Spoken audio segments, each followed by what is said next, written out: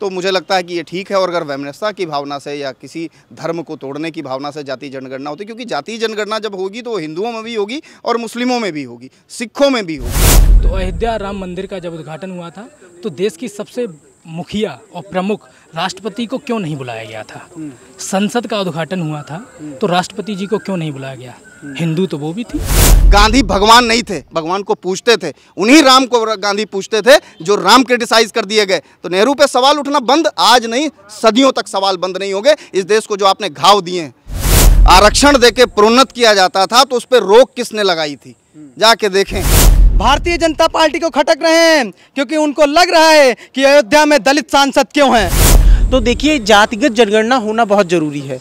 ये बहुत चाहे प्रेशर में ही सही, लेकिन अगर ये सरकार का फैसला है तो it's a welcoming decision by the government और इसको तहे दिल से वेलकम किया जाना। लगातार विपक्षी दलों के द्वारा जातीय जनगणना की मांग की जा रही थी, जिसको भारत सरकार और भारतीय जनता पार्टी के नेता नकारते जा रहे थे। बात करें उत्तर प्रदेश के मुख्यमंत्री योगी आदित्यनाथ की, तो उन्होंने भी जातीय जनगणना को लेकर बयान दिया था कि जातीय जनगणना देश को बांटने का काम करेगा। प्रधानमंत्री नरेंद्र मोदी की बात की जाए तो उन्होंने जातीय जनगणना को लगातार नकारा और उन्होंने यह भी कहा कि भारत में सिर्फ 4 जातियां हैं। भारतीय जनता पार्टी के नेता भी लगातार जातीय जनगणना के विरोध में आवाज़ बुलंद करते जा रहे थे। वहीं दूसरी तरफ विपक्ष के नेता राहुल गांधी हों, अखिलेश यादव हों, लगातार जातीय जनगणना के मुद्दे को उठा रहे थे और भारतीय जनता पार्टी और भारत सरकार पे कहीं ना कहीं जातीय जनगणना कराने का दबाव बढ़ता जा रहा था।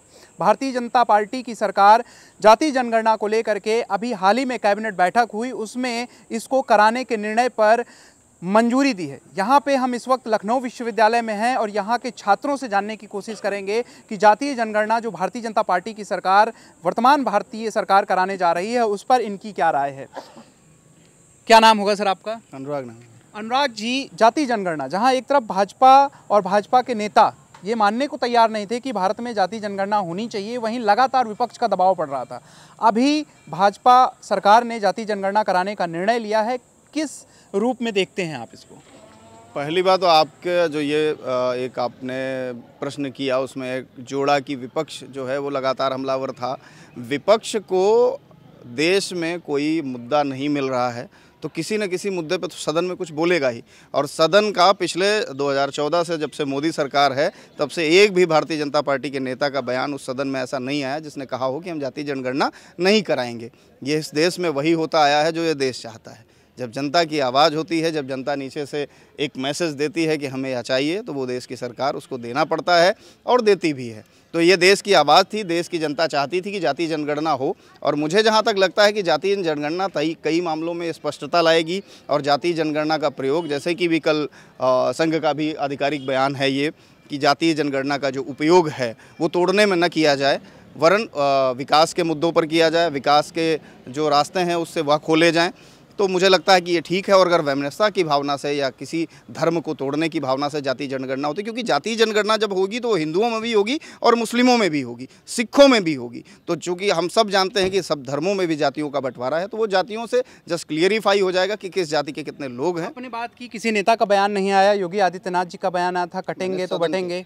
सदन पे बात करें तो प्रधानमंत्री ने कहा था 4 जातियां हैं देश में, सिर्फ 4 जातियां, गरीब, महिला, युवा, किसान, ठीक है, 4 जातियां हैं। तो एक तरीके से डायरेक्टली कहिए इनडायरेक्टली वो पक्ष में नहीं थे, फिर भारतीय जनता पार्टी या सरकार कैसे पक्ष? हमने आपको पहले ही कहा कि देश का जो मन होता है वो देश को करना पड़ता है, वो किसी के पक्ष में हो या विपक्ष में हो। निर्णय जो आया है, जिसको सदन ने बनाया गया है, हम लोकतांत्रिक देश के रहने वाले हैं और उस कानून को मानेंगे। जातीय जनगणना होगी, उसके पूर्वाद या पश्चात परिणाम क्या आएंगे वह सब हम देखेंगे सामने। जातीय जनगणना से मेरा जो मानना है वह है कि कई तरह के जो भ्रम हैं जो देश समाज में लोग फैलाते जा रहे हैं, जिनके आधार पर जातीय संघर्ष या किसी आधार पे आपस में संघर्ष होने की जो संभावनाएं रहती हैं, मुझे लगता है कि स्पष्टता के बाद उनका कम हो जाना ज़्यादा अच्छा हो जाएगा। और रही किसी नेता के बयान की चीज़, तो मुझे लगता है कि अपना अपना विचार सबका हो सकता है। मेरा मानना है कि अगर सदन ने देश ने कोई कानून बनाया है, देश ने कोई आदेश किया है, तो उसको निश्चित रूप से इम्प्लीमेंट किया जाना चाहिए अब देश की जनता की मांग की बात कर रहे हैं। राहुल गांधी ने तुरंत प्रेस कॉन्फ्रेंस की थी और उन्होंने कहा था कि अब आगे भी कुछ हमारी मांगे हैं, जैसे जिसकी जितनी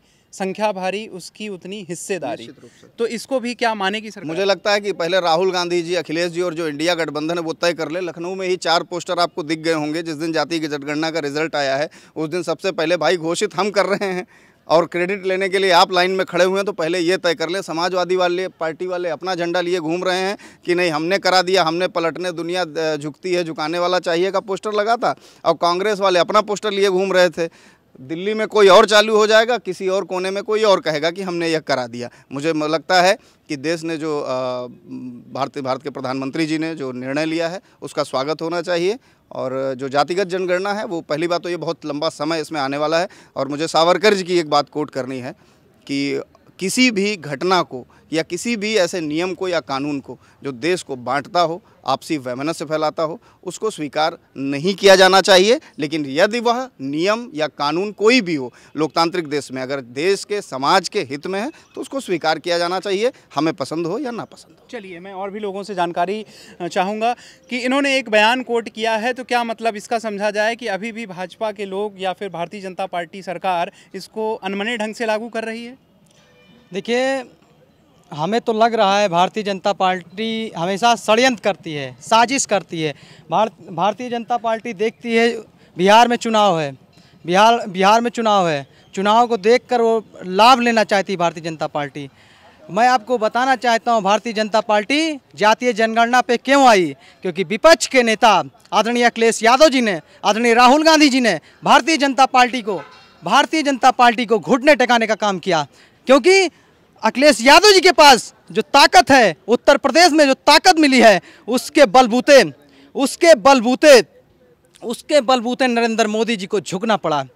क्योंकि भारतीय जनता पार्टी को खटक रहे हैं, क्योंकि उनको लग रहा है कि अयोध्या में दलित सांसद क्यों हैं। भारतीय जनता पार्टी की इच्छा नहीं है कि वहां अयोध्या में दलित सांसद बने। क्या भारतीय जनता पार्टी आज तक दलित सांसद को वहां टिकट दी? और हमारे नेता हमेशा चाहते हैं कि बराबरी खत्म हो, जिसकी जितनी संख्या भारी, क्योंकि हमारे पूर्वज लोग जो थे वो नारा देके गए थे, जिसकी जितनी संख्या भारी उसकी उतनी हिस्सेदारी। वही आज हम समाजवादी लोग यही चाहते हैं, हमारे नेता यही चाहते हैं कि हर तबके के लोग, चाहे छोटा हो चाहे बड़ा हो, उसको उसी के हिसाब से उसका हक मिलना चाहिए, उसका हुकूक मिलना चाहिए। और लंबी लोग बातें करते हैं कि विपक्ष के पास मुद्दा नहीं।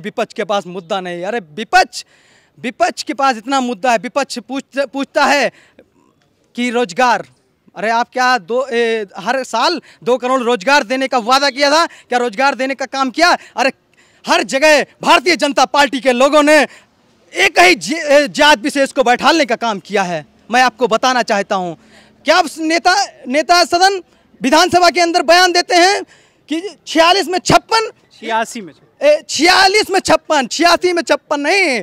आप भी हमको लग रहा है पक्ष लेने नेता सदन का, लेकिन रियल बात बोला करिए, क्योंकि आप सच्चे पत्रकार हो, आप झूठे पत्रकार नहीं हो। गोदी मीडिया वाला काम मत किया करिए। 46 में 56 बोला था। और हमारे नेता आदरणीय अखिलेश यादव जी ने कहा था कि अगर मुख्यमंत्री जी के पास ये सच्चाई है, अगर ये सही है तो मुझे टेबल कर दीजिएगा। लेकिन मुख्यमंत्री जी आज तक इसका जवाब नहीं दे पाए हैं। मैं आपको बताना चाहता हूं।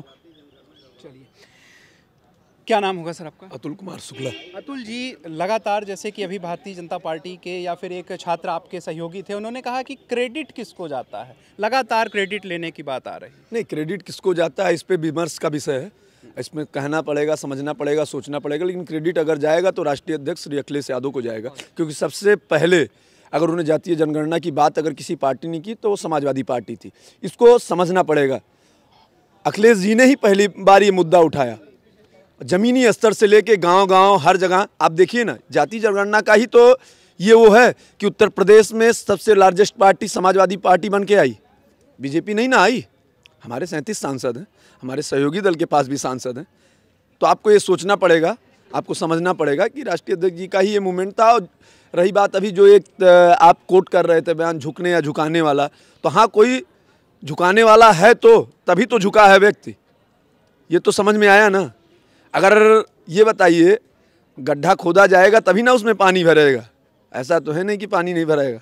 तो बस सीधी सीधी बात है, नल से अगर पानी निकालना है तो पहले बोरिंग करना पड़ेगा। तो राष्ट्रीय अध्यक्ष जी ने बोरिंग किया है, इसीलिए पानी निकल रहा है। चलिए, भाजपा वाले अभी जो है क्रेडिट देने जा रहे हैं, आज कार्यक्रम कर रहे हैं कई, और लगातार उनके कार्यक्रम हो रहे हैं। प्रधानमंत्री जी को धन्यवाद। इनका मानना है कि हम लोग बहुत दिनों से मांग कर रहे थे। नहीं, प्रधानमंत्री जी को भाजपा को तो credit one nation one election पे भी देना चाहिए, जो बिल अटक गया, ठीक, तो इस पे भी तो उनको क्रेडिट देना चाहिए कि माननीय मोदी जी को धन्यवाद, जो वन नेशन वन इलेक्शन नहीं हो पाया, धन्यवाद तो इस पे भी देना चाहिए। इस पे तो सवाल उठ रहे हैं कि बिहार चुनाव आ रहा है, इस वजह से हो रहा है। नहीं, देखिए, राजनीतिक, हम पहली बात तो जातीय जनगणना ने कम से कम बीजेपी ने स्वीकार तो किया कि हाँ हम करवाएंगे, और बाकी मुझे जो लगता है, जो मुझे समझ में आता है कि वो सुफूगा छोड़ा है, वो करवाएंगे नहीं। हमको अंतिम तक समाजवादी पार्टी इसको लेके अंतिम तक संघर्ष करेगी और जातीय जनगणना करवाने के लिए हरदम पक्षधर रही है, और आज भी है, आगे भी रहेगी। और इसकी लड़ाई अभी तो हम लोग ने सदन में लड़ा है, अभी सड़क पे बाकी है। अब ये 2027 के विधानसभा से पहले पहले हम लोग आज ही से पार्टी लग चुकी है, हमारे लोग लग चुके हैं, पार्टी के कार्यकर्ता लग चुके हैं, हमारा हर एक नेता चाहे वो किसी वर्ग का हो, सब जातीय जनगणना के पक्ष में है। मैं स्वयं पक्ष में हूँ, मेरा नाम अतुल कुमार शुक्ला है, मैं तब भी स्वयं पक्ष में हूँ कि हाँ जातीय जनगणना होना चाहिए, जरूरी है। यार, जातीय विषमताएं बहुत ज़्यादा हैं, हर आदमी को उस चीज़ का अधिकार नहीं मिल पा रहा, हर वर्ग को नहीं अधिकार मिला, सबको मिलेगा। कम से कम ये चीज़ें तो खत्म होंगी।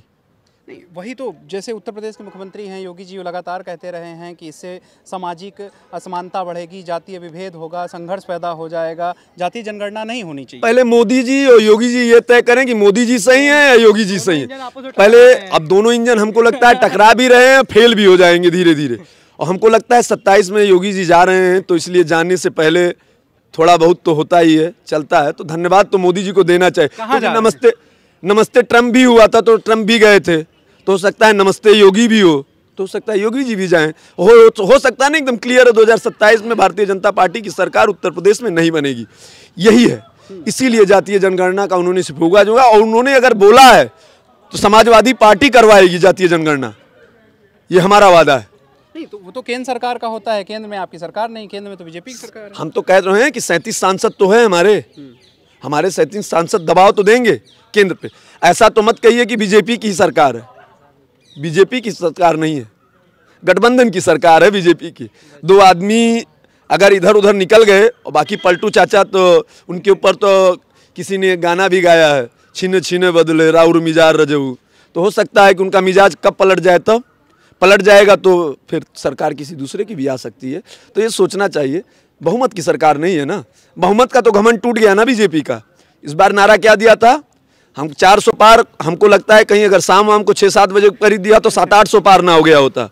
तो ठीक है, चलता है। क्या नाम होगा आपका? मेरा नाम शुभम खरवार है, लखनऊ विश्वविद्यालय का छात्र। शुभम जी, ये जो जाति जनगणना की बात हो रही है, क्या लगता है कि सरकार वाकई जाति जनगणना करवाएगी या फिर जुमला? जाति जनगणना पे जो सरकार ने फैसला लिया है उस पर एक सटीक लाइन बैठती है कि 100 में 90 शोषित हैं, शोषितों ने ललकारा है, और धन धरती पे भाग्य 90 भाग्य हमारा है। बाबू जगदेव प्रसाद की लाइन है। और जिस प्रकार से तमाम किसानों का, तमाम मजदूरों का, तमाम ऐसे वर्ग जो दबे कुचले शोषित थे इस समाज में, उनका संघर्ष आज सफल हुआ है। और वो सफल इसीलिए हुआ है कि उन्होंने संघर्ष किया। आप सोचिए ये मौजूदा सरकार में किस प्रकार से नौकरियों को ले लें, लेटरल एंट्री हो रही है, आप देख रहे हैं किस प्रकार से। आप देख लें कि जहाँ पे मेडिकल, चाहे स्टाफ, चाहे कितने ऐसे सेक्टर हैं, सरकारी सेक्टर हैं जिसमें जो ओबीसी एसटी वर्ग के लोग हैं जो मौजूद हैं। तो इसी का आज परिणाम है कि आज जातिगत जनगणना की मांग को उठाई गई है, और ये मांग कई समय से चली आ रही है।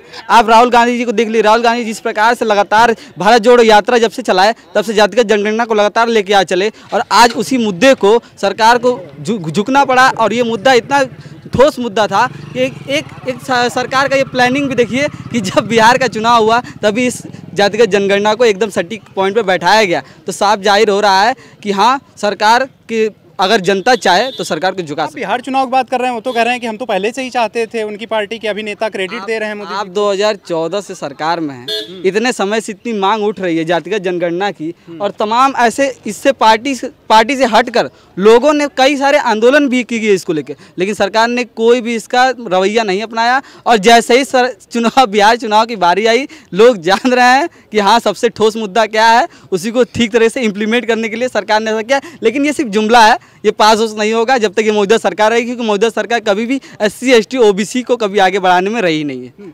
आप बात कर रहे हैं SC ST OBC को, भाजपा के नेता या प्रधानमंत्री जी स्वयं कहते हैं कि OBC जो आयोग बना उसका गठन हमने किया, सारे निर्णय भाजपा के ही सरकार में हुए, अंबेडकर जी के जो 5 तीर्थ हैं वो हमने ही बनाए। कैसे देखते हैं इसको आप?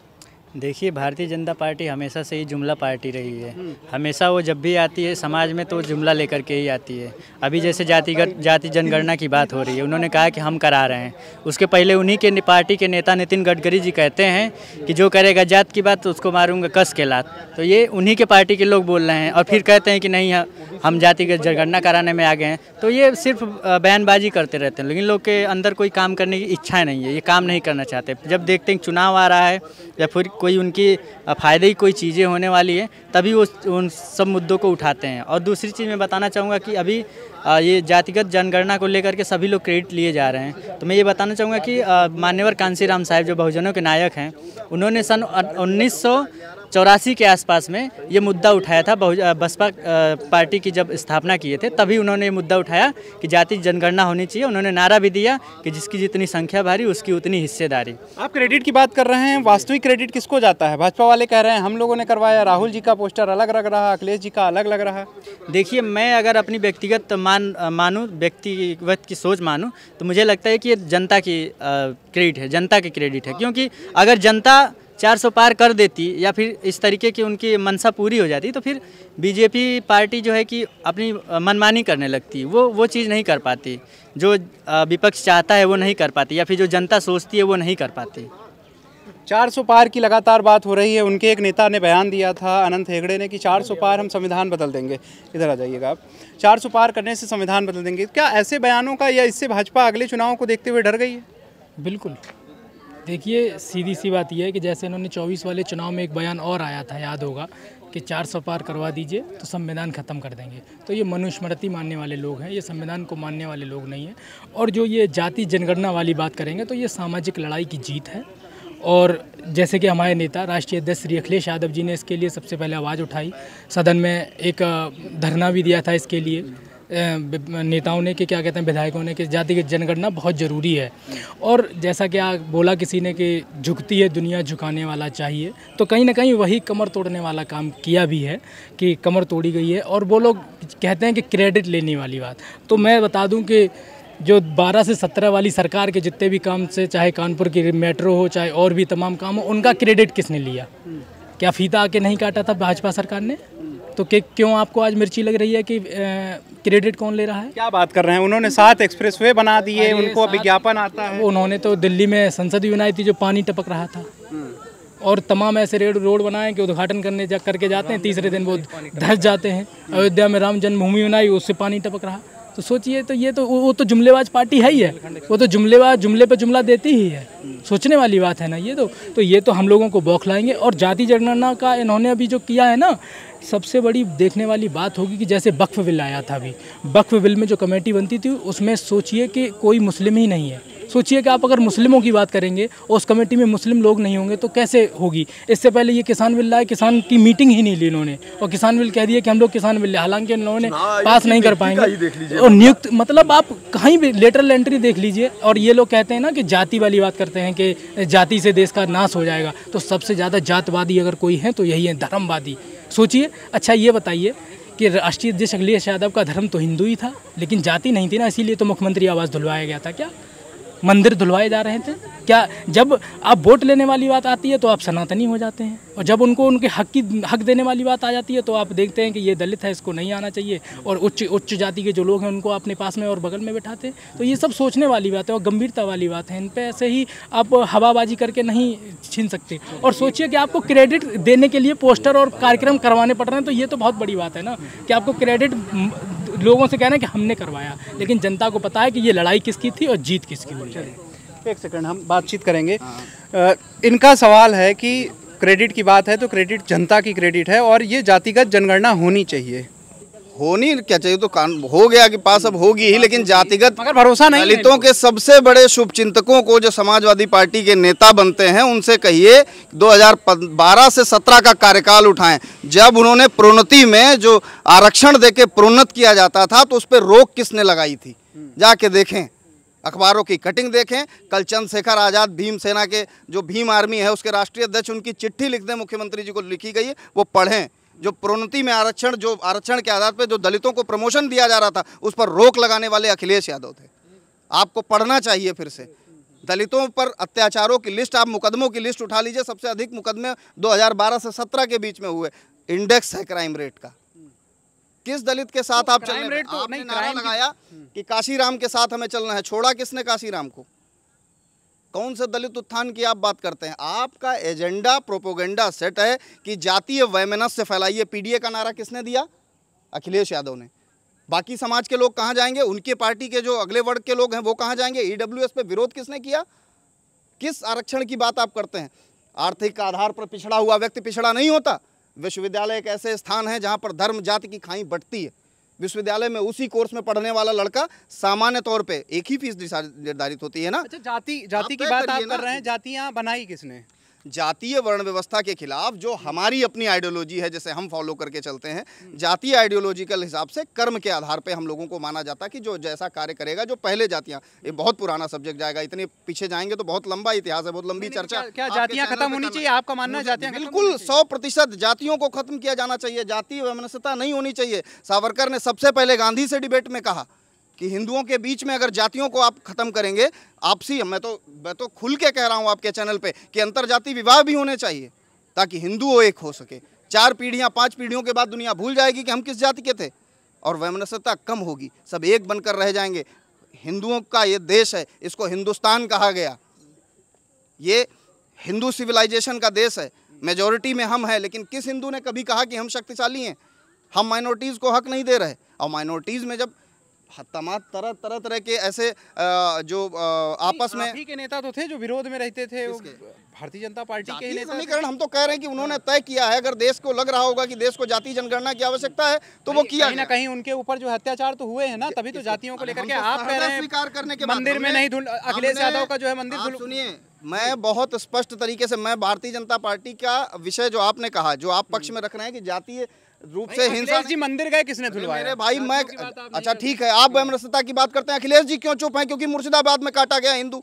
वो हिंदुओं को बांट के ही क्यों बात करना चाहते हैं? जाति में ही क्यों आप तोड़ रहे हैं? क्योंकि हम एक होंगे तो ताकत में रहेंगे। मुर्शिदाबाद पे कौन बोला 3 माह की बच्ची को फेंक दिया गया? हिंदू आज शेल्टर होम में रह रहे हैं, संगीनों के साए में हिंदू रह रहे हैं। किस लिए मारे गए? पूछ के ही तो मारा गया। किस लिए? वक्फ बिल पे जब विरोध हुआ, किस लिए हुआ? जातीय तरीके से आप तोड़ रहे हैं ना हमें।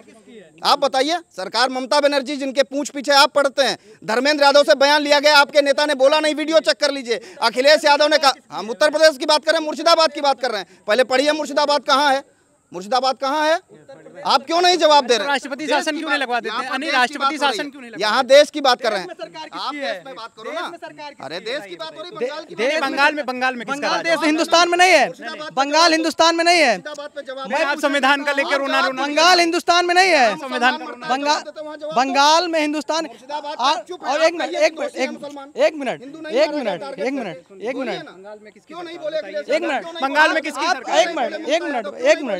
मिनट, आप जातीय जनगणना समर्थन करते हैं कि आप समर्थन करते हैं? नहीं, जातीय जनगणना की बात कर रहे थे। ये डिसाइड करें कि योगी जी उसका समर्थन करते हैं कि नहीं करते हैं। योगी जी क्यों नहीं करते समर्थन? क्यों नफरत फैलाने की बात करते हैं योगी जी? योगी क्यों नफरत फैलाने की बात करते हैं? कहते हैं जाति तब नफरत फैलेगी। और मोदी जी जाति गणना की बात करते हैं। बहुत सही से बोलते हैं। अतुल जी लगातार सवाल उठ रहे हैं, 1 मिनट रुकिएगा आप। सवाल उठ रहा है कि आखिर जैसे जाति की बात आई है, जाति जनगणना की बात आई है, तो इनका मानना है कि जातियां ही नहीं होनी चाहिए। सहमत हैं आप इससे? ये तो बाहरी मानसिकता हो सकती है। कई लोगों का अपना अपना मत हो सकता है कि जाति होनी चाहिए। बहुत इस समाज में ऐसे भी लोग होंगे जो जाति रखना चाहते होंगे। कई लोग का ऐसा होगा कि वो सरनेम चाहते हैं। मेरा भी व्यक्तिगत मानना है कि जाति होनी नहीं चाहिए और क्रम प्रधान होना चाहिए। हाँ, क्रम होना चाहिए, क्रम ही वो है। लेकिन ये समझना चाहिए कि क्रम को डिसाइड कौन कर रहा है। ये बताइए, मिस्तर ही एससी क्यों हो रहा है? जो साफ करने वाला हो एससी समाज से ही क्यों आ रहा है? हम ये बताइए, किसी एक ब्राह्मण, किसी एक ठाकुर या किसी एक सवर्ण या किसी एक ओबीसी को देखते हैं? क्यों उसी विषय पे है? वो व्यक्ति, उस व्यक्ति का कब उत्थान होगा? हम तो बड़े मन से कहते हैं कि जाति होनी नहीं चाहिए। लेकिन हम नाली साफ करना नहीं चाहते। अच्छा, सवाल फिर आ जाता है मेरा, सरनेम दीक्षित है, क्या मैं अपने परिवार से किसी को मेहतर बनाना चाहूँगा? ऐसी मानसिकता मेरी है? नहीं, आप देखिए, अब ये अगर ये देखा जाएगा, अगर ये आप समझेंगे, और ये सब चीज़ें हैं आपके ऊपर, आपके पारिवारिक स्थिति के ऊपर डिपेंड करती है। अगर आप पारिवारिक स्थिति आर्थिक रूप से कमज़ोर है तो आप वो सारा काम करेंगे जो आपकी वर्ण व्यवस्था या जातीय व्यवस्था में नहीं होती है। आपकी आर्थिक स्थिति के ऊपर डिपेंड करता है। लेकिन आप आर्थिक तौर पर अगर मजबूत हैं, अगर आर्थिक तौर पे आप मजबूत हैं, चाहे जिस वर्ग के हो, तो आप वो काम नहीं करेंगे। अच्छा, जाति जनगणना क्यों? वाकई में सवाल उठ रहा है, जाति जनगणना क्यों? अभी बहुत ऐसी जातियां हैं कि जिस जातियों की गणना ही नहीं हो पाई है। जो मुझे लगता है कि जब भी कई ऐसी जातियां जिसकी गणना है और जिनका हक मिलना चाहिए, एक्चुअल हक मिलना चाहिए, वो हक नहीं मिल रहा है। कई ऐसी जातियां हैं जो ओबीसी में है, उनको एससी में होना चाहिए। ठीक, कई ऐसी जातियां हैं जिनको होना चाहिए वो कहीं और है। अनुसूचित जनजाति के लोगों को उनका अधिकार नहीं मिला। जंगल जमीन, आप कभी चले जाइए झारखंड देखिए, वहाँ लोग लगातार संघर्ष हैं, उनके यहाँ के पेड़ों को काटा जा रहा है। अब बताइए 370 हटने के बाद लोग कह रहे थे कि लोग जम्मू कश्मीर में जाकर घर बनाएंगे। अब बताइए कितने प्लाट लिए, अबानी अंबानी को बेच रहे हैं। ठीक, पोर्ट अंबानी और अडानी बना रहे हैं। ठीक, सारी चीज़ें हैं, हम ये कह रहे हैं, सारे लोग बना रहे हैं, कर रहे हैं, ये सारी चीज़ है। ये चीज़ों को समझना पड़ेगा। हम कह रहे हैं कि राजनीतिक चीज़ों से उठ के, आपको लगता है कि जाति जनगणना होने से वाकई समाज में जो असमानता है वो समानता में परिवर्तित? ये मेरा व्यक्तिगत और मेरी पार्टी का भी मत है कि अगर जातीय जनगणना होती है और सही तरीके से होती है, जातीय जनगणना होने का मतलब नहीं है, सही तरीके से होती है तो ये गारंटी है कि जातीय जो विषमताएं हैं और ये सारी चीज़ें हैं वो खत्म होंगी और वैमनस्यता भी कुछ हद तक खत्म होंगी। चलिए, एक सवाल आपसे है, अंतिम सवाल, क्या कहेंगे कि कैसे क्या आधार होना चाहिए जाति जनगणना का? क्या मांग है आप लोग? देखिए, सबसे बड़ा आधार है कि जो जातियां हैं उनको पूरी तरीके से एक पहले प्रारूप तैयार किया जाए और सभी जातियों को किस प्रकार का भागीदारी होनी चाहिए, एक प्रारूप तैयार हो। और जातीय जनगणना में कमेटी जब बैठे तो सबसे पहले ओबीसी एसटी वर्ग को सबसे प्राथमिकता दी जाए और उनसे सलाह लिया जाए और आगे की जो गणना है उसी हिसाब से की जाए। अच्छा, एक सवाल उठता है, 2011 में भी जाति जनगणना हुई थी। 1 मिनट में आ रहा हूँ। 2011 में भी जाति जनगणना हुई थी। इस सवाल पे थोड़ा सा बताइएगा। उस समय की सरकार ने वो आंकड़े नहीं जारी किए थे। विपक्ष पर लगातार सवाल उठ रहे हैं कि कहीं ना कहीं राजनीति कर रहा है, वास्तविक स्थिति पता लगाना उनका ऐसा कुछ नहीं है। देखिए, तब जिसकी भी वर्तमान सरकार थी उसकी मानसिकता भी ठीक नहीं होगी। कहीं ना कहीं आप सब लोग जानते हैं कि वो भी एक हिस्सा रही है। मैं आपको अभी, जैसा कि बड़े भाई ने भी बोला, मैं उस पर कटाक्ष करूंगा कि आप कहते हैं जातियां नहीं होनी चाहिए। तो अयोध्या राम मंदिर का जब उद्घाटन हुआ था तो देश की सबसे मुखिया और प्रमुख राष्ट्रपति को क्यों नहीं बुलाया गया था? संसद का उद्घाटन हुआ था तो राष्ट्रपति जी को क्यों नहीं बुलाया गया? हिंदू तो वो भी थी। तो आप कैसे कह देते हैं कि जाति खत्म होनी चाहिए? सबसे बड़े जातिवादी तो आप ही हैं। बताइए, संघ एक तरफ बीजेपी कह रहे, बीजेपी ने एक तरफ, प्रधानमंत्री मोदी ने जातिगत जनगणना मान ली, स्वीकार कर ली, और संघ एक तरफ मना कर रहा है। तो पहले आप ही लोग तो डिसाइड कर लीजिए कि मतलब करनी भी है कि नहीं, कि आप लोग वैसे ही हवाबाजी कर रहे हैं। तो ये बहुत बड़े मुद्दे हैं। और इन्होंने कहा कि इन्होंने जो अभी बातें कही, मैं उनमें कहता हूँ कि जो भाजपा के IT सेल के लोगों ने बनारस में एक छात्रा के साथ रेप किया, उसकी बात क्यों नहीं करते हैं आप वो मुर्शिदाबाद की और तमाम बातें कर रहे हैं। तो आप ये बनारस में जो BHU में जो घटना हुई थी उसकी बात कर लीजिए। तमाम यूपी में सबसे ज़्यादा NCRB के डेटा उठा के देख लीजिए तो हंगर इंडेक्स से लेके और हैप्पी इंडेक्स से लेके जितने भी सारे इंडेक्स हैं, सब में आज उत्तर प्रदेश सबसे पीछे, सबसे 1 नंबर पे आता है। और जहाँ शिक्षा की बात करेंगे, शिक्षा के बजट लगातार आप घटा रहे हो। आप लोग कह रहे हैं कि हम लोग सरकार चला रहे हैं। क्या जाति जनगणना होने से सारे मुद्दे सॉल्व हो जाएंगे? बिल्कुल बिल्कुल। ये सब देखिए, जिसकी जितनी हिस्सेदारी उसकी उतनी भागीदारी। आरक्षण 73,000 वाली भर्ती पे आरक्षण देख लीजिए, 69,000 जो शिक्षक भर्ती थी उसमें, और EWS की बात करेंगे आप तो सोचिए कि एक बहुत बड़ी बात है कि जहाँ मैं यहीं विश्वविद्यालय की बात कर रहा हूँ कि एक छात्र पढ़ता है जिसको घर से उसको तमाम चीज़ों से जो सहूलियत होनी चाहिए वो नहीं मिल पाती, और वहाँ EWS वाला की EWS की मेरिट OBC से और SC से कम जा रही है। सोचिए, तो ये क्या EWS में भी तो गरीब हैं। EWS में क्या? अरे यार, ये EWS में मुझे भी पता है कि 1000 रुपये के प्रमाण पत्र दे के जो बनाए जाते हैं वो सबको पता है, और आप भी कहीं अगर ऑफ कैमरा देखेंगे तो सबको पता है कि कौन से गरीब आते हैं। चलिए, EWS मुद्दे पर एक पॉइंट ऐड करना था कि देखिए, जो EWS का जो क्राइटेरिया है वो ये है कि अगर आपको 8 लाख रुपीज़ आप अगर एनुअली कमा रहे हैं तो आप जो है तब भी आपको माना जा रहा है कि आप सोशली इकोनॉमिकली बैकवर्ड हैं। अब आप ये बताइए कि जो व्यक्ति महीने में 70,000 रुपये कमा रहा है वो EWS जो क्राइटेरिया सेट किया गया है वो करीब कैसे हो गया। ऐसे तो जो DM है, SDM है, उनकी सैलरी अगर एक्चुअल देखी जाए तो 65,000 है, 70,000 है, 80,000 है। इसका मतलब क्या जो ब्यूरोक्रेसी है, जो एडमिनिस्ट्रेटर्स हैं, वो भी क्या बिलो पॉवर्टी लाइन में है, वो भी क्या अपना जो है BPL का, APL का वो सब चीज़ें लगाएंगे। तो ये जो रिजर्वेशन आया है EWS के नाम पे, ये कहीं ना कहीं ये एक्सेप्टेबल बिल्कुल भी नहीं है, क्योंकि क्राइटेरिया जो दी गई है कि आपके पास 5 बीघा ज़मीन होनी चाहिए और 8 लाख आप एनुअली कमा रहे हैं, तो बेसिकली ये पूरी तरीके से डिस्क्रिमिनेटरी है।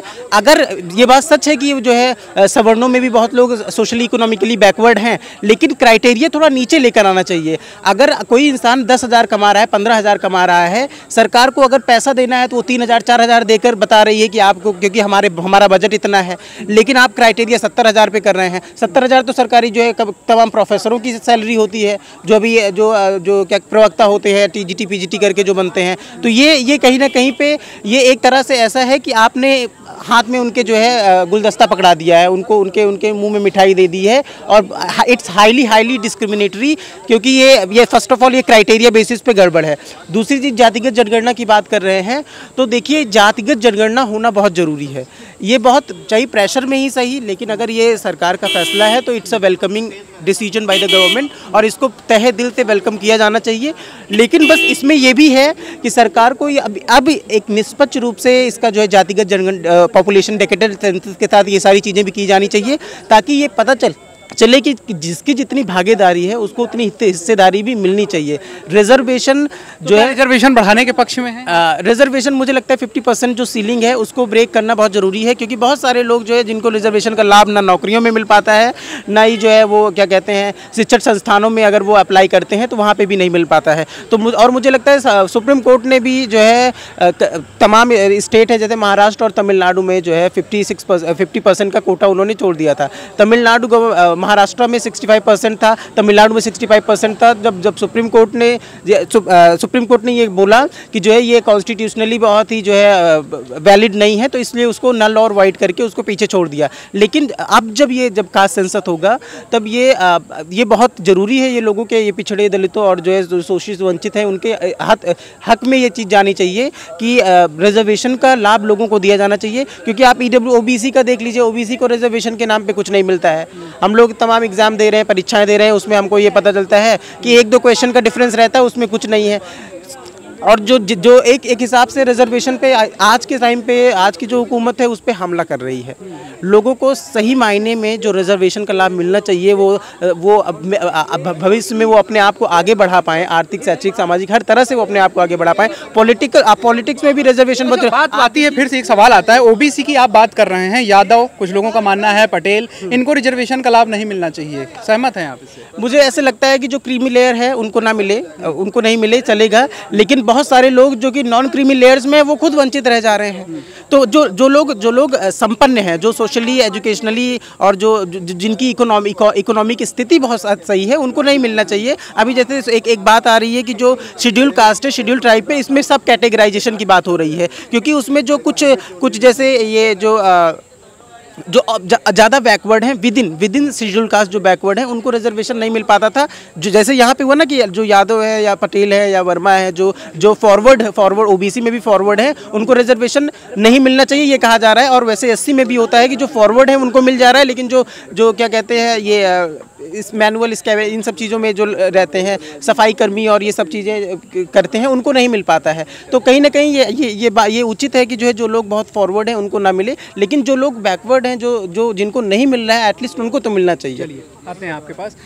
जाति जनगणना को लेकर के सवाल है, सरकार करा रही है, क्या लगता है कि जाति जनगणना होगी या फिर जो सवाल उठा रहे हैं विपक्षी दल उन पे आप सहमत? देखिए, जाति जनगणना का मामला ये आया कहाँ से? ये निकला विपक्ष से। सबसे पहले मैं विपक्ष को, पूरे देश के इंडिया गठबंधन को बधाई देना चाहूँगा, क्योंकि आप उनके जो मुखिया हैं विपक्ष के, राहुल गांधी जी LOP हैं, उन्होंने कहा था कि इस टाइम पे सरकार विपक्ष चला रहा है, और ये बात सही है। क्योंकि आप देखिए कि सरकार को जगह जगह झुकना पड़ा है, चाहे वो किसान बिल को लेके है, सरकार पहले बहुत फॉरवर्ड आई, फिर बाद में किसान बिल वापस ले ली, अब इस पे आई, फिर अभी एक लेटरल एंट्री ने स्टार्ट किया था इन्होंने यूपीएससी में, उसको सरकार ने पीछे लिया। तो कहीं ना कहीं विपक्ष बहुत मजबूत हुआ है, उसका फ़ायदा बहुत ज़्यादा मिल रहा है और ख़ासतौर पे देश हितों में ज़्यादातर कार्य हो रहे हैं। जहाँ तक की रही बात जाति जनगणना की, तो जाति जनगणना देश में सबसे पहली बार 1931 में हुई थी। तब ब्रिटिश इंडिया का शासन चलता था, 1931 में तब जाके हुआ था। अब सरकार कराने को तैयार हुई है, वो भी विपक्ष के इतना दबाव के बाद से। आपकी जानकारी के लिए बता दें 2011 में भी हुआ था जाति जनगणना, उसके आंकड़े जारी नहीं हुए। सर जाति जनगणना नहीं हुआ था मतलब जनगणना हुई थी, जातिगत एकदम सेपरेट जातियों का नहीं हुआ था। कास्ट सेंसस 1931 में ही हुआ था, उसके बाद से अब सरकार करवा रही है। तो कास्ट सेंसस, सिर्फ कास्ट सेंसस करवाना ही एक हल नहीं है इस चीज़ का। आप जातिगत बैरियर को आप तोड़ेंगे कि नहीं। तेलंगाना सबसे बड़ा एग्जांपल है पूरे देश में, तेलंगाना ने जाति जनगणना कराई है, 50% रिजर्वेशन बैरियर को तोड़ा है। मैं आपके सामने एक हमारे पास जनगणना तो केंद्र का मुद्दा है ना, राज्य तो करा ही नहीं सकते इस पे। सर राज्य ने कराया है ना, लेकिन राज्य स्टेट गवर्नमेंट में तो उन्होंने पास कर दिया ना। वो जनगणना बेशक बात है कि केंद्र ही से होगा, उसी से फायदा होना पूरे देश में, लेकिन स्टेट सरकार के हाथ में जो चीज़ें हैं, जो राइट्स हैं, उनको यूज़ करके उन्होंने जाति गणना कराई अपने स्टेट में और उसके आंकड़े भी जारी किए। वो तो लीगल आंकड़े हैं बाकायदा, उन्होंने विधानसभा में बिल भी पारित किया है स्टेट सर्विसेज के लिए। ये देख लीजिए आप, ये यूपीएससी CSC का इस बार का रिजल्ट है। इसमें आप देखिए कि किस हिसाब से जनरल EWS को अलग किया गया है, बल्कि सेम कास्ट होती हैं ये दोनों, ठीक। EWS को भी इतनी सीटें, और आप OBC को देखिए कितनी कम मिली हैं और SC को कितनी कम मिली हैं। आप बराबरी लगा लीजिए। तो जो आबादी इस देश में सबसे ज़्यादा कम है, वो सबसे ज़्यादा लीडरशिप में है। आप पूरे इंडिया में आप देखिए, तो क्या आप मानते डिस्क्रिमिनेशन हो रहा है? जी बिल्कुल हो रहा है, बिल्कुल हो रहा है, क्यों नहीं हो रहा है। आप देखिए ना पूरे इंडिया में इतनी बड़ी बड़ी यूनिवर्सिटीज़ हैं, कॉलेजेस हैं, उनके वाइस चांसलर कौन है? ऑब्वियस सी बात है जनरल है। एक का दुक्का आपको शायद से OBC मिल जाएंगे, शायद मिल जाए, ठीक। SC तो आपको कहीं नहीं मिलने हैं, तो लीडरशिप उनकी खोई ना। और आज आप देख लीजिए जाति जनगणना की बात हम क्यों ना करें। आप फूले नाम की फिल्म आती है, नहीं रिलीज होने दिया जाता है। ये कहाँ की गुंडा कर दी है भाई। इतिहास तो वो भी है ना, एक क्रांति हुई थी तलवार से, एक क्रांति हुई है कलम से। आप तलवार की क्रांति को दिखा रहे हैं, कलम की नहीं दिखा रहे हैं। ये क्या ये वो नहीं है, ये मेन मैटर नहीं है। इंडिया में देखिए सबसे बड़ी बात है लीडरशिप की। लीडरशिप ये नहीं है। आप बीजेपी सरकार को देखिए, ये लोग क्या करते हैं, जिस चीज़ का विरोध करना होता है उसी की कास्ट से करवाते हैं। ये चिराग पासवान से आजकल लगातार ये लोग विरोध करवा रहे हैं जाति जनगणना का, कि नहीं ये नहीं होना चाहिए। क्यों नहीं होना चाहिए? चिराग पासवान भी जो सीटें जीत के आए हैं उसी जाति जनगणना के आधार पे, उसी रिजर्वेशन के आधार पे जीत के आए। पासवान कह रहे हैं जाति जनगणना हो, आंकड़े जारी ना हो, तो फिर क्या मतलब है? तो फिर क्या मतलब है? मतलब स्कूल में जाओ, पढ़ाई मत करो, बंक मार दो। एकदम सेम यही बात कह दी ना चिराग पासवान ने। मुझे तो समझ में नहीं आता कि उनको मंत्री किसने बना दिया। उनके अपने पिताजी की विरासत को डुबा रहे हैं, निकाल नहीं रहे हैं। वो मोदी की जो हनुमान बने घूम रहे हैं। तो जाति जनगणना सबसे महत्वपूर्ण मैटर है। जब तक रिजर्वेशन के बैरियर को नहीं तोड़ा जाएगा 50%, तब तक कोई मतलब नहीं है इसका। तो सबसे प्रथम बात यह है कि लीडरशिप दीजिए आप निचली कास्टों को। जब तक उनको हिस्सेदारी नहीं देंगे, तब तक उनके फॉरवर्ड्स नहीं बना पाएंगे। और सबको रिजर्वेशन से लेकर जनरल कास्टों में आप आमतौर पर आप देखते हैं चुभन होती है लोगों को। OBC में जिनको नहीं मिल रहा है, क्रीमी लेयर में, उनको चुभन होती है। लेकिन उनको ये बात समझना पड़ेगा कि जब तक इनको आप बराबरी नहीं लाएंगे, अपने साथ लेके चलेंगे नहीं, तब तक रिजर्वेशन नहीं खत्म होने वाला है। आप हिस्सेदारी देने में आप इतने ज़्यादा आप नहीं देने को तैयार हैं, तो फिर आप सोच लीजिए फिर आप कैसे आगे बढ़ पाएंगे। भाजपा हिस्सेदारी नहीं देना चाहती। जब तक आप लीडरशिप ही नहीं तैयार करेंगे, कैसे बनेगी बात? तथाकथित आरोपों के आधार पे खिचड़ी नहीं पकती। भारतीय जनता पार्टी में किस वर्ग का प्रधानमंत्री है, किस जाति से आते हैं मोदी जी बताइए। देश का राष्ट्रपति अगर बनाना था अब्दुल कलाम को दोबारा, इस क्षेत्र इस देश में माइनॉरिटीज़ की बहुत चर्चा होती है ना, माइनॉरिटीज़ हितों की। अब्दुल कलाम को दोबारा राष्ट्रपति बनाने के समर्थन में भाजपा थी।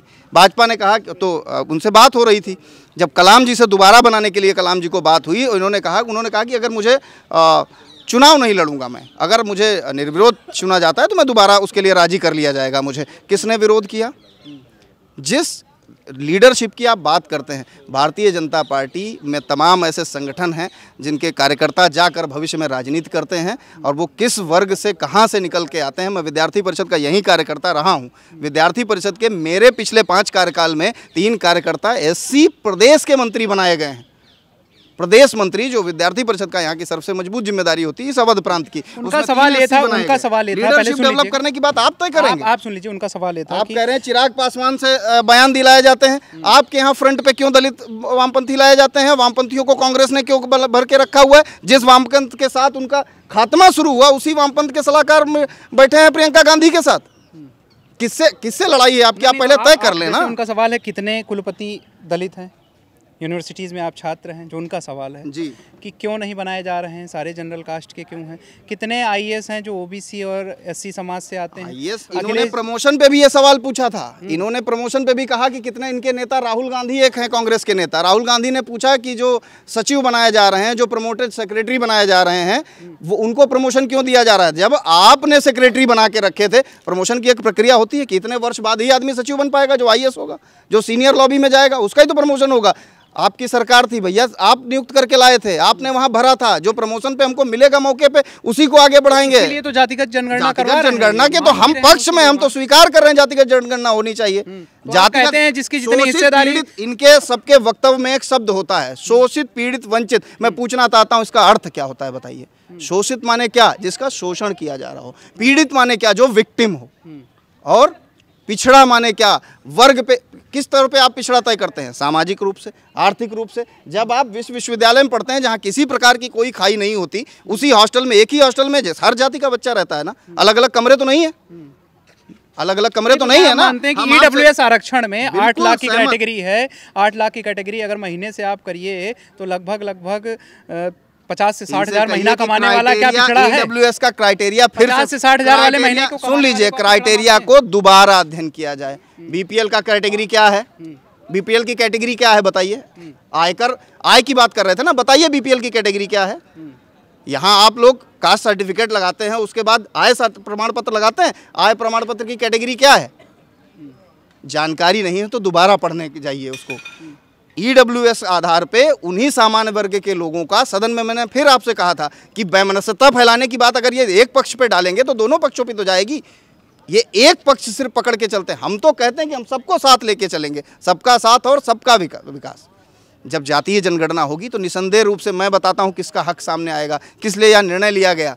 इन्हीं की जातियों में जातीय जनगणना ऐसे नहीं होगी कि आप उसमें निकल के आएगा कि जो पिछड़ी जातियां जिनकी गिनती तक आज समाज में नहीं हुई, वो आपसे आगे आएंगे।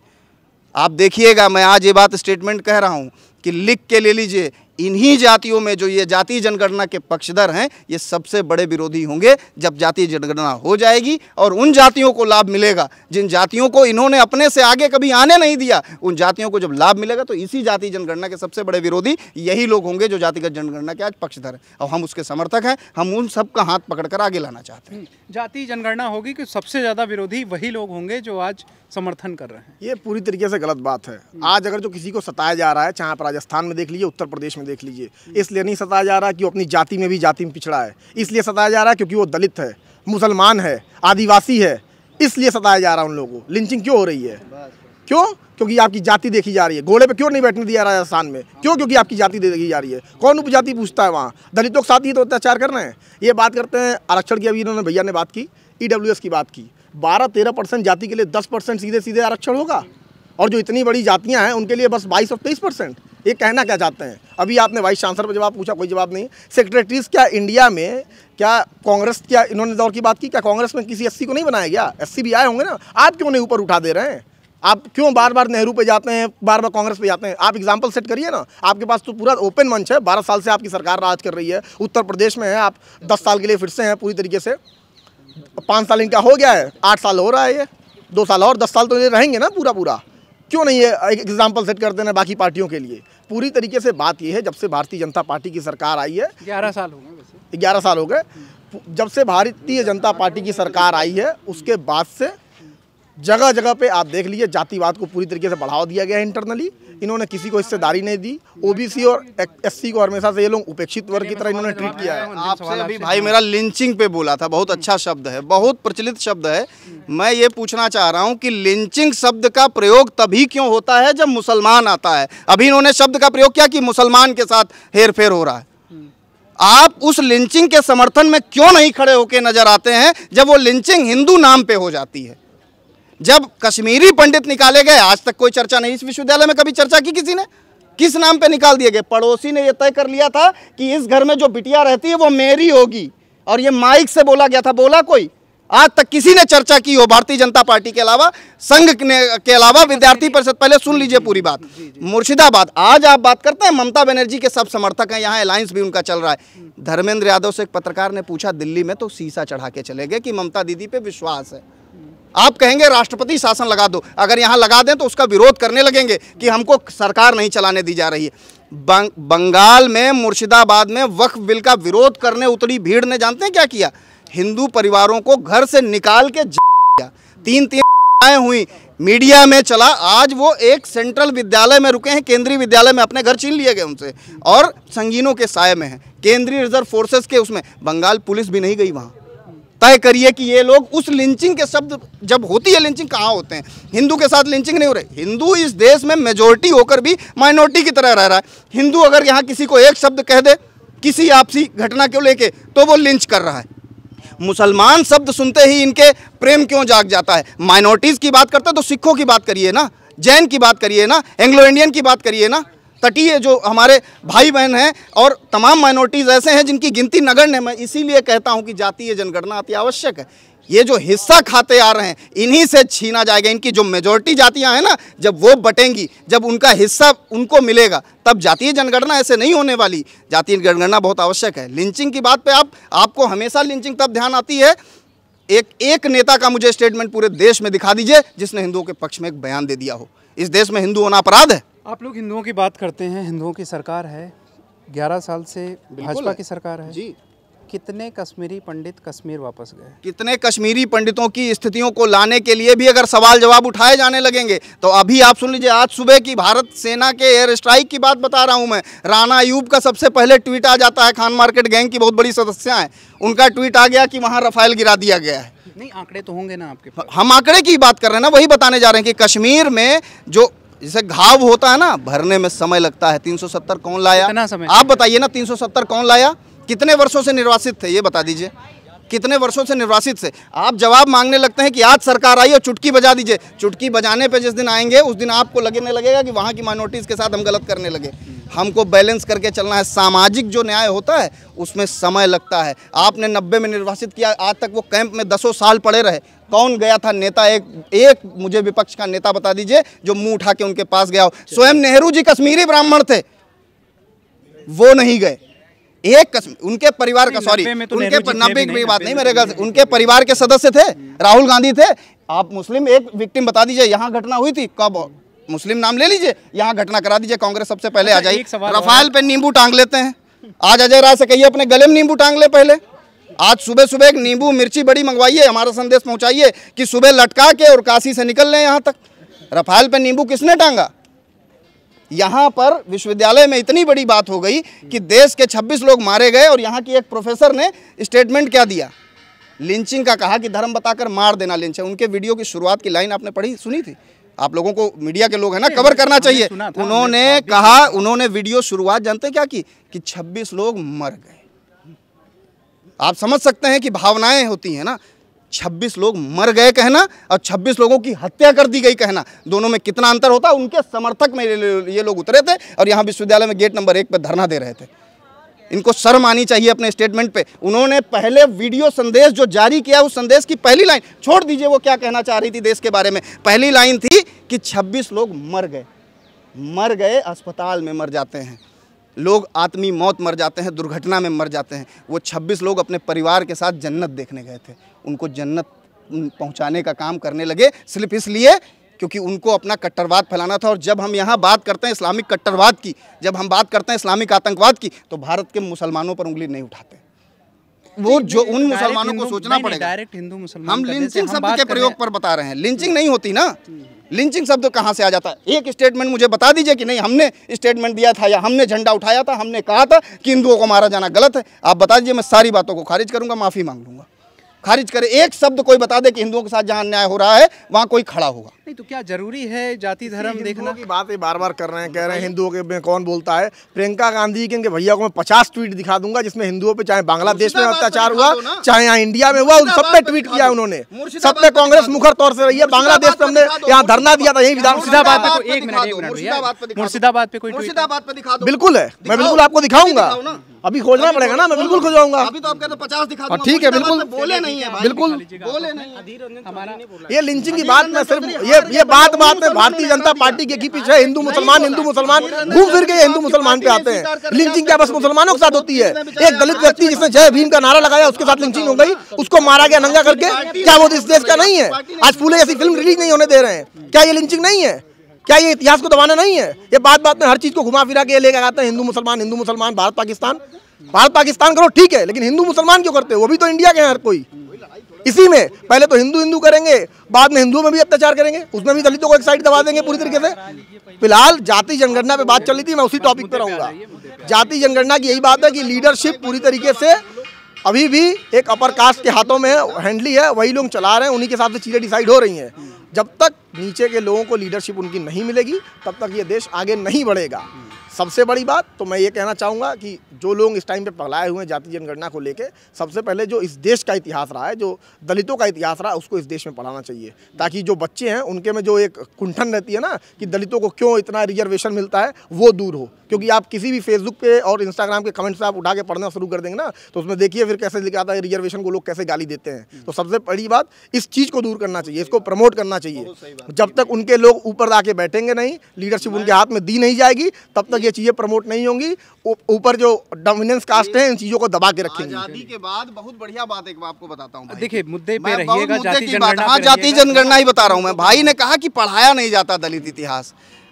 कांग्रेस सरकार थी जब देश आज़ाद हुआ, पढ़ाई किसके हाथ में थी? शिक्षा किसके हाथ में थी? शिक्षाई किसने बनाई? एजुकेशन नीति में औरंगजेब आपके रिश्तेदार लगते थे, औरंगजेब, उनका इतिहास, मुगल कालीन इतिहास सब पढ़ा डाला। देश में दलितों का इतिहास पढ़ाएगा हमें कौन? किसने नहीं पढ़ाया? कम्युनिस्टों के हाथ में आपने सौंप दिया एजुकेशन को, बेच दिया एजुकेशन को, और आप कहते हैं इतिहास नहीं पढ़ाया गया। अपने ही ऊपर प्रश्न उठा लेता है। ये विश्वविद्यालय के छात्र की अच्छा शक्ति होती है, गलत को गलत कहता है। भाई ने कहा कि नहीं, इतिहास दलितों का पढ़ाया नहीं गया, हमें दलितों का इतिहास नहीं पढ़ाया गया। अब नहीं पढ़ाया गया तो दोषी कौन? हम तो अब सुधार कर रहे हैं, हम पढ़ाएंगे। हमारे लिए नामदेव जी भी उतने ही बड़े थे हमारे लिए। आप क्योंकि आप औरंगजेब में आप औरंगजेब पे हम नहीं रिलीज होने, हम तो कह तो रहे हैं कि भैया यहाँ किताबों में जो आपने जारी की थी 60 वर्ष बीत गए, 60 वर्षों पे बात करिए ना कि यहाँ जो हमने पढ़ा, इसी विश्वविद्यालय में पढ़ा, ग्रेजुएशन में पढ़ा, जब पढ़ के आए जहाँ से, जीरो से लेके यहाँ तक। अब तो सरकार अब बदली है ना। अच्छा, एक अंतिम सवाल है आपसे, अंतिम सवाल है, विरोध करते रहे क्या है ना? सवाल है, जाति जनगणना हो रही है, सब बढ़िया है जी, कब तक दोष नेहरू जी पर रहेगा? कोई दोष नेहरू जी पर नहीं है। नेहरू जी पर जो दोष, देखिए एक चीज आप भूल जाइए, सदियां आपकी गलतियां आपको माफ नहीं करती, सदियों तक। अगर आप गलत करेंगे ना, जो अच्छा करके जाएंगे तो अच्छा सुना जाएगा, जो गलती करके जाएंगे तो सदियां माफ नहीं करे जाएंगी। इस देश में राम क्रिटिसाइज हो गए, भगवान क्रिटिसाइज हो गए, भगवान पे सवाल उठ गया तो नेहरू भगवान नहीं थे, गांधी भगवान नहीं थे, भगवान को पूछते थे, उन्हीं राम को गांधी पूछते थे जो राम क्रिटिसाइज कर दिए गए। तो नेहरू पे सवाल उठना बंद, आज नहीं सदियों तक सवाल बंद नहीं होंगे। इस देश को जो आपने घाव दिए हैं, चलिए वो बंद नहीं होंगे। तो ये थे हमारे साथ लखनऊ विश्वविद्यालय के छात्र, जिनका जाति जनगणना पे मानना है कि जाति जनगणना होनी चाहिए, सरकार की नीयत अच्छी होनी चाहिए, क्योंकि उन समाज के जो नीचे रह गए लोग, उनको अगर ऊपर आने का मौका मिलता है इससे तो बहुत अच्छी बात होगी। तो ये छात्र थे जिन्होंने अपनी राय रखी। आप भी अपनी राय हमें ज़रूर बताइएगा। वीडियो जर्नलिस्ट मिराज खान के साथ मैं आलोक दीक्षित, #भारत न्यूज़ लखनऊ।